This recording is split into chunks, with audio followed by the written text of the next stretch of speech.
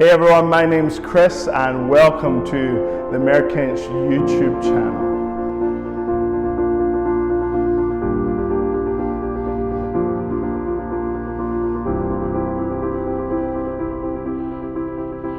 On lockdown, I've signed up for Disney Plus, really just to watch the Star Wars, the Mandalorian series that's come out, which is totally cracking.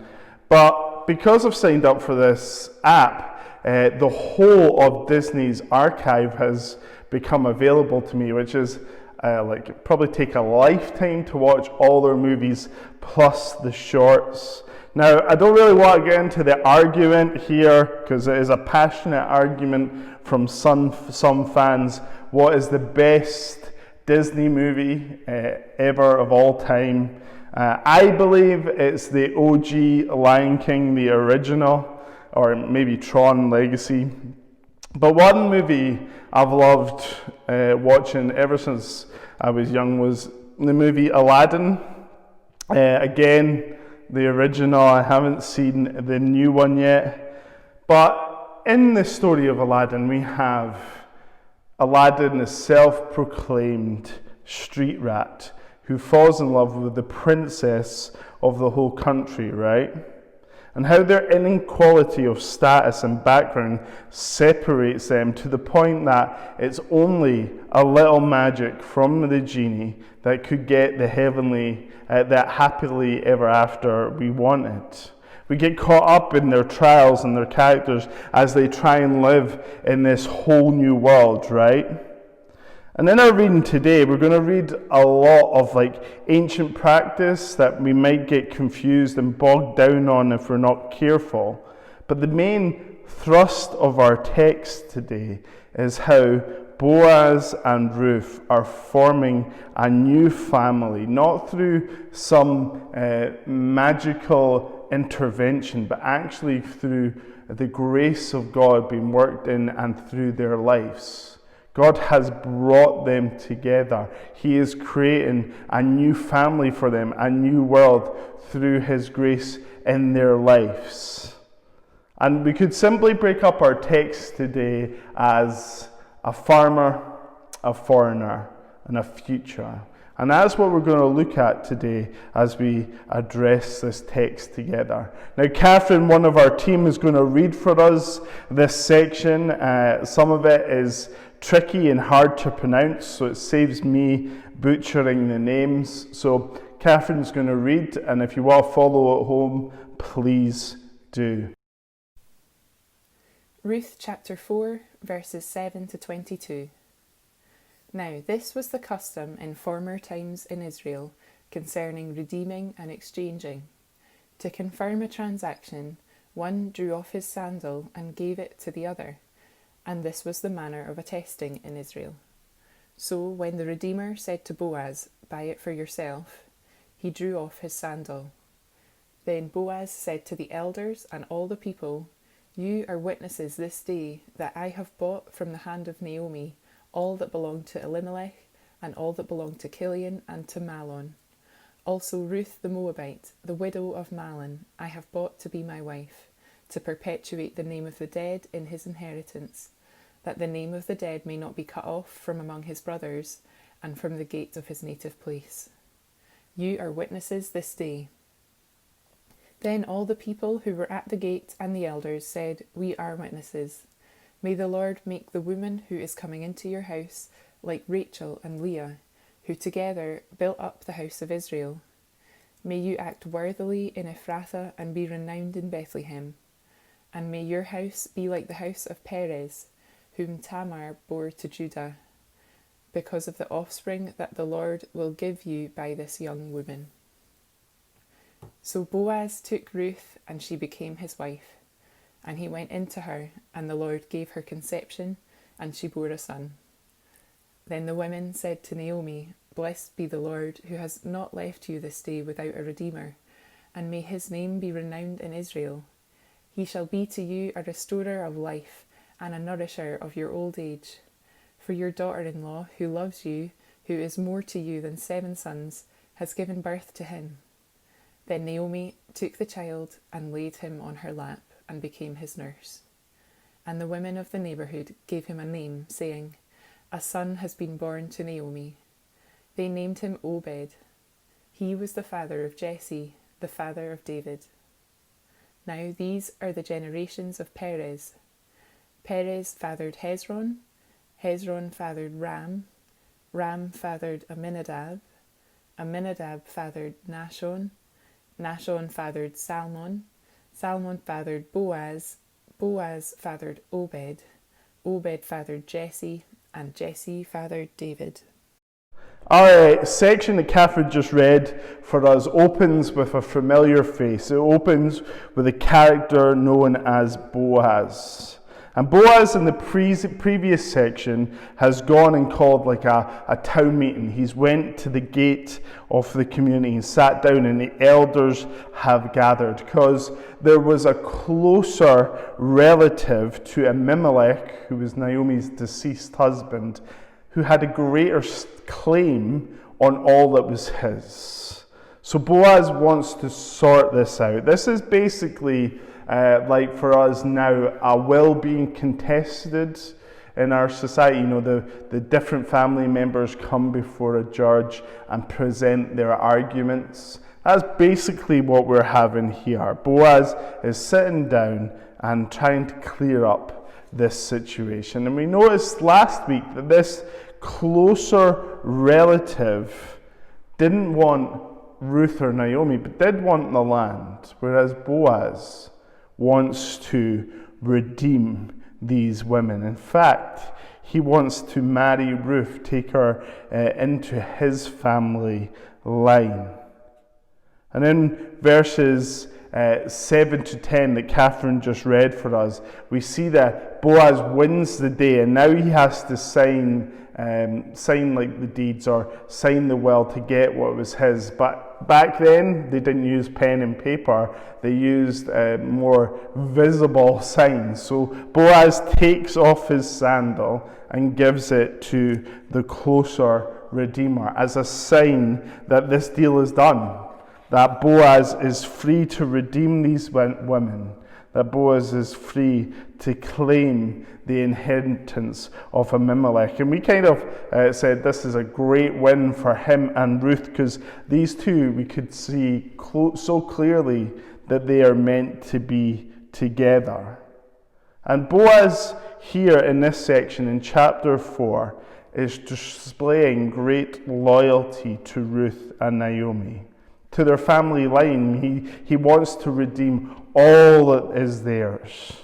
And this act of loyalty from Boaz in chapter 4 contrasts actually Ruth's loyalty to Naomi in chapter 1.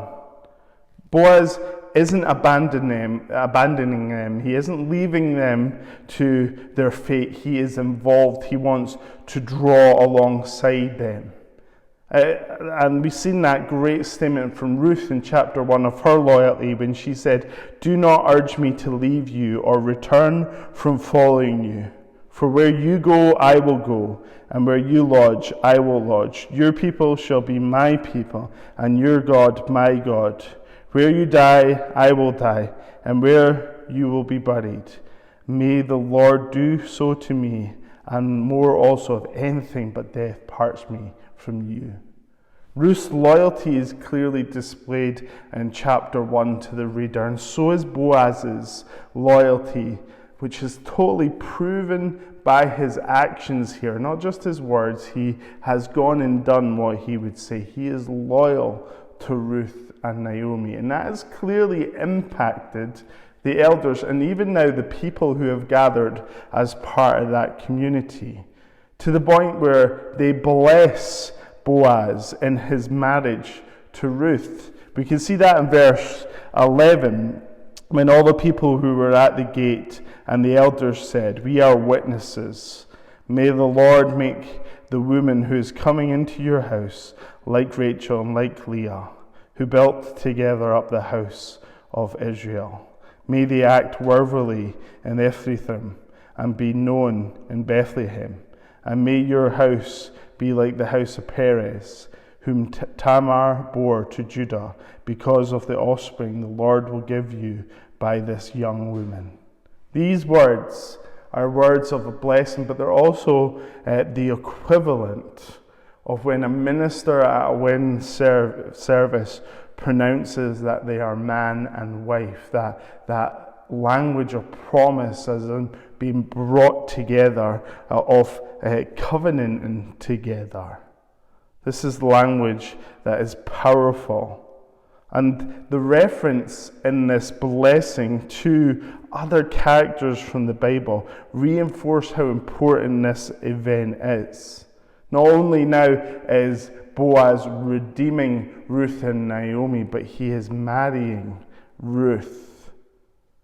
And throughout our time with this farmer Boaz, he has shown again and again his great loyalty, his great faith, and his love in particular for this foreigner Ruth.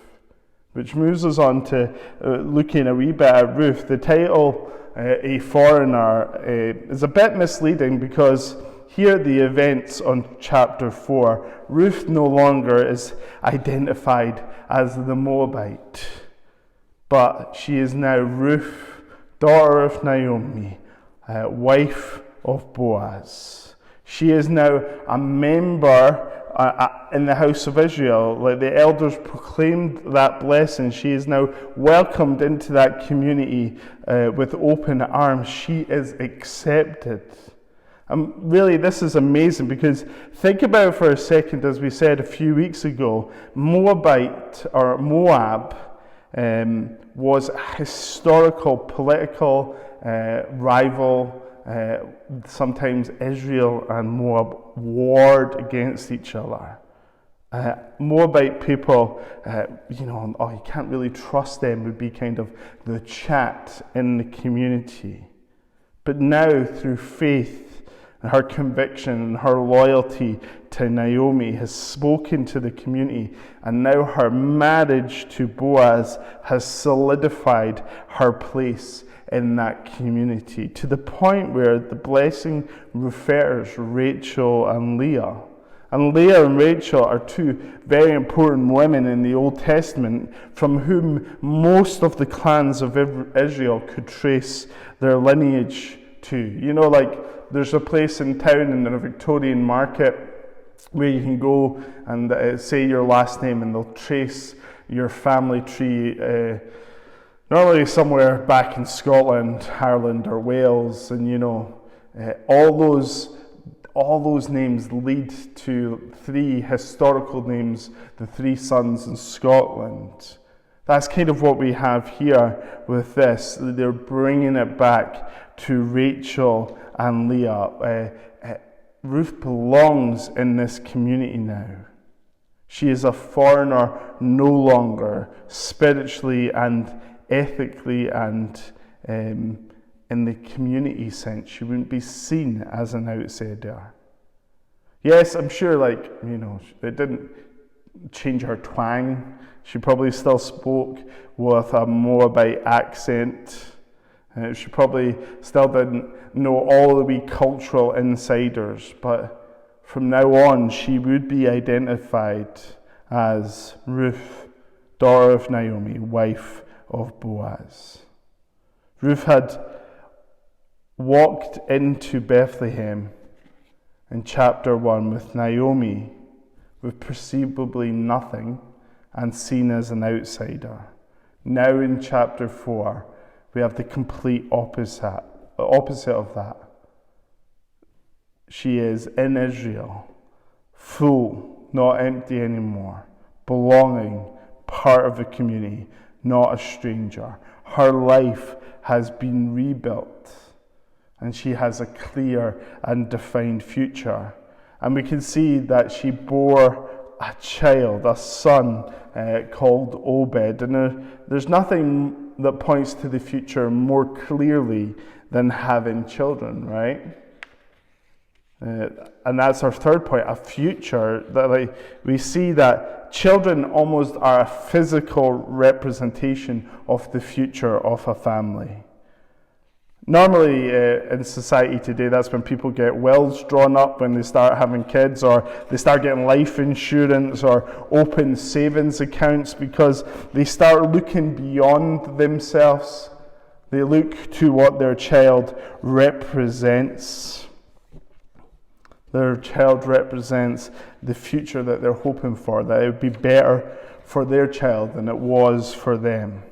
And Obed represents that for his family. He represents taking their name into the future. And we read here that love surrounds this wee one, right? Especially the love that flows from Naomi to him. Naomi takes particular joy in Obed. The writer takes some time to describe that Naomi would pick him up and place him on her lap. A maneuver I've seen many times done by mothers all over the place, where you just pick up the wee one and place them on your knees, and he's just, or she's just staring at you. That's all their world is at that moment, is you, and you're staring at them, and all that is in your world is them at this moment. It's a very caring and nurturing position, right? That's exactly why it's recorded here for us, because Naomi is wanting to nurture this wee one, like she's just in love with Obed, to the point where Naomi even becomes the nurse of the wee one, or the nanny, or the full-time help around the wee one for Ruth. And in this wee one's new life, we notice a massive change in Naomi, don't we? And it's perceived by the community around, who say this: "Blessed be the Lord, who has not left you this day without a redeemer, and may his name be renowned in Israel. He shall be to you a restorer of life, a nourisher of your old age. For your daughter-in-law, who loves you, who is more to you than 7 sons, has given birth to him." The people witnessed how the new life in Obed, in this wee one, had brought new life to Naomi. Not only now is she redeemed, not only now is she restored, but she is being nourished in her old age. They recognize the part of Ruth in this process, the foreigner who now is more beautiful than 7 sons. Yes, let's be clear, Naomi would always miss her husband, would always miss her sons. But the present joy is addressing the past pain. Naomi is seeing that there's a future for her that isn't just like a cold winter in the soul, but is like spring. And Obed is a visible representation of God's goodness to her. She was brought to Bethlehem, again empty. Now she sits in her home, consumed with this little one looking at her face. She is full. She is experiencing joy.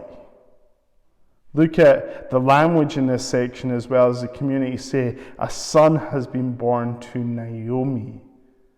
It's not taken away from Ruth, it's just that's where everyone's seen the main resonation of this joy is in Naomi's life. And it is almost, again, a flip from chapter 1. We have in chapter 1, Naomi proclaiming, "I'll never have another son." And here in chapter 4, the community are saying that a boy has been born to Naomi. There's new life, there's change, there's hope, and there's grace that has flown from God to this family. Naomi has now been restored, redeemed, and is being nourished in her future. It's a great wee passage of hope that the book of Ruth ends on.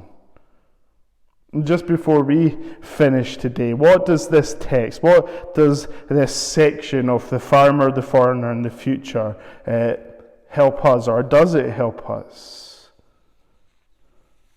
Can we experience a future like Naomi? Maybe we are feeling more like Naomi than we would like to express today. Maybe we feel like her in chapter 1, where we are feeling worn out, empty, and just depressed, as we see in chapter 2.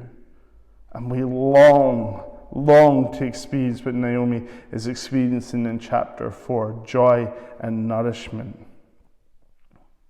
And I think the best way to answer the question, how did they get from A to B, is asking, do we read Ruth and see everything as an accident?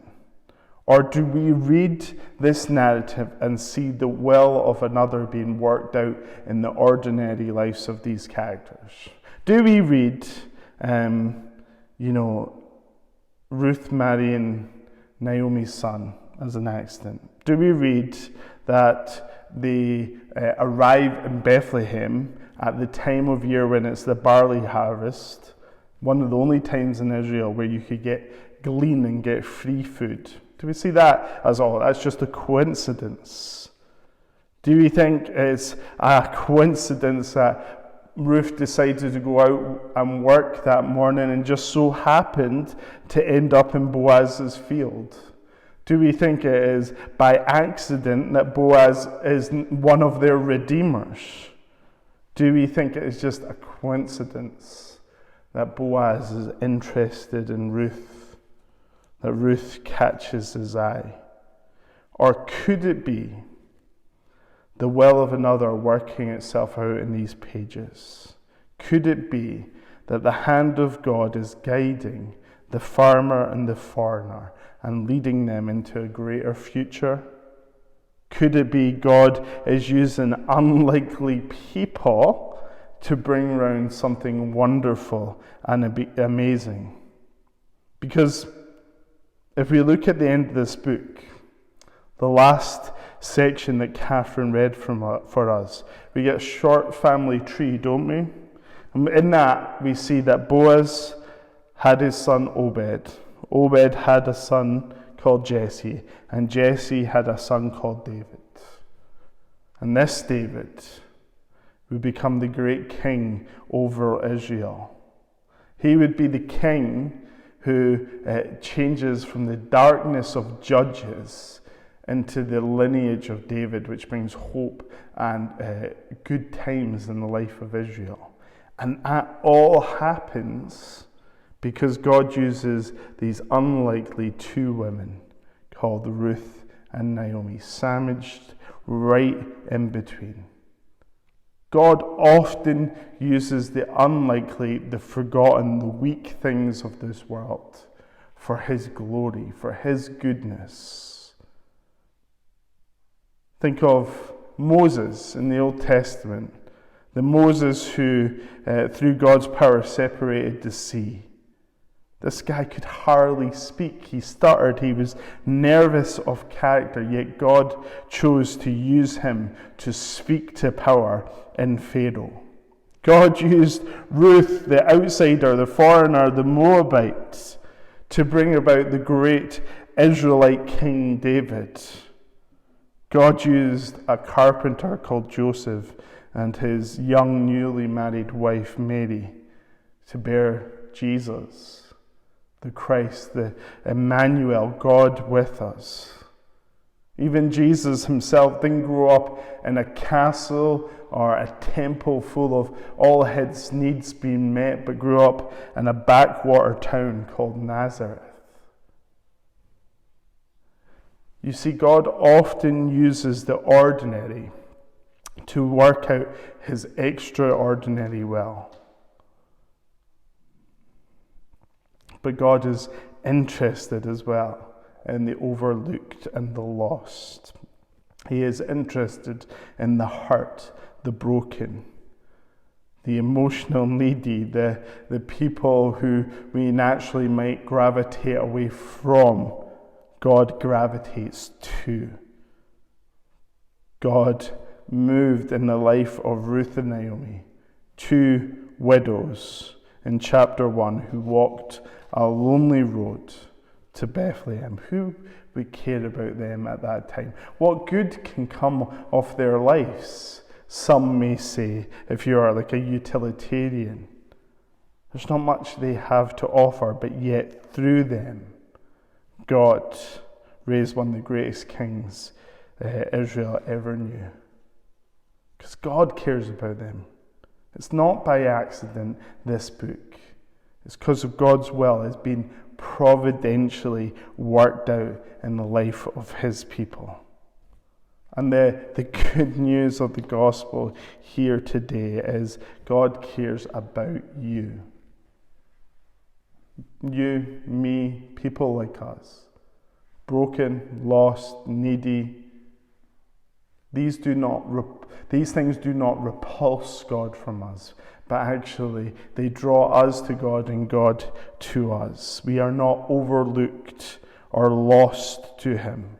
Yes, we may feel abandoned, pointless, worthless, a good for nothing, but the root of that problem, the root of these feelings that we feel inside, the Bible identifies as sin.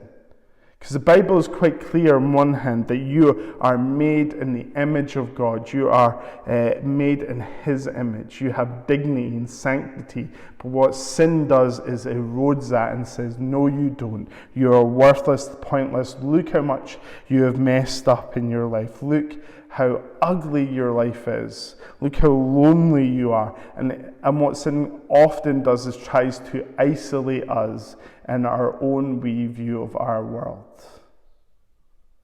Whereas God is seeking you out. He is interested in your life, no matter how broken and bitter you may feel. God is wanting to work through you and in you to lead you to a greater future. But for that, we need redeemed, just like Ruth and Naomi. We need redeemed from our situations, but also from our sin. Like we have said in the past, Jesus is willing to redeem us through a wonderful act of his love, where he will die on a cross, not a pointless death, not a death just as a symbol of his love, but a death that accomplishes the destruction of sin. Jesus is willing to bring new life into you today, where you can be refreshed and nourished. And Jesus is willing to walk with you through your life to help you see the world as he does, to save you from more sin, but also to see people like yourself that you ultimately could point to them and say, come into this community, come into this wonderful community that is the church, that is the people who belong to Jesus. Do not be a foreigner, do not be an outsider. There is good news in Jesus that he can lead you to a future with him for all eternity.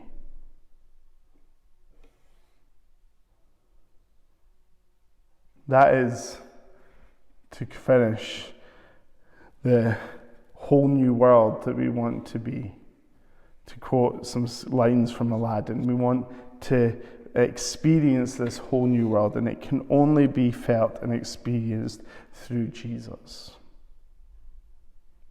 So, some of us here today may identify more with Ruth chapter 1, with the tragedy, loss, pain, hurt, everything that has been experienced there. And we long to be in chapter 4, where there's new life, joy, family, inclusion, happiness and celebration. And the only way that that is worked out in the life of these people is through the will of God. So if you experience the will of God in your life, if you experience Jesus Christ, do you know him? Because he is the only one that can turn death into life, tragedy into joy. He is worth knowing, and he can transform even the most lost and broken of us. And we can experience Ruth chapter 4 like it's our own this day. Thank you.